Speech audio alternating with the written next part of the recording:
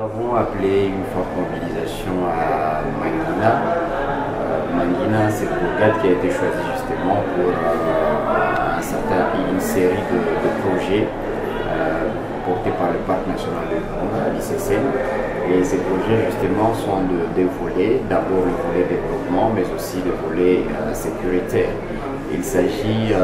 donc de développer sur place un parc économique qui dans un premier temps va abriter une presse à huile moderne afin justement de valoriser la production locale d'huile de palme, sachant que Mangina c'est une zone qui produit beaucoup d'huile de palme dans la région. Il y a aussi la dimension sécuritaire sous laquelle nous allons justement installer une position de sécurité renforcée en collaboration avec les forces armées de la République démocratique du Congo, afin justement de renforcer la sécurité sur les lieux, mais aussi protéger toutes les populations de la zone de menaces de forces négatives, de groupes armés, notamment les ADF NALU qui sont très actifs dans la région. Nous sommes là dans la vision de l'Alliance Virunga, qui veut justement non seulement de mettre le parc national de Virunga au centre du développement socio-économique de populations qui lui sont riverains, mais aussi partir de la conservation, passer par les développements et aller vers la stabilisation. Il y a tout le travail de plantation de palmiers à huile, il y a tout le travail de récolte, il y a tout le travail de transformation et il y a tout le travail de commercialisation de la production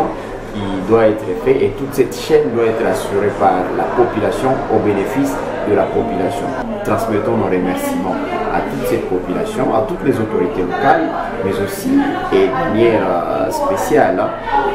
à l'évêque du diocèse Butembo-Beni, Monseigneur Melchisedec, qui lui-même a fait des déplacements personnellement pour participer à ces activités. Et donc il y a déjà une effervescence, il y a déjà un fort soutien populaire à ce projet, et nous pensons que si nous travaillons main dans la main, l'ICCN, la population locale et les forces de l'ordre, notamment le FARDC, non seulement nous pouvons aller vers le rétablissement de la sécurité dans la zone, mais aussi aller vers le développement et la prospérité de ces populations. Alors le message, c'est d'abord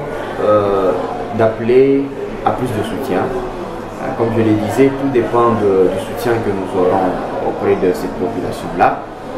mais aussi c'est d'appeler la population à participer activement au projet. Parce qu'au finish, nous voulons justement,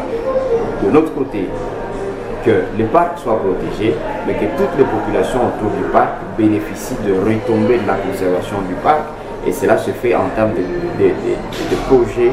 de développement socio-économique qui transforment profondément la vie des populations.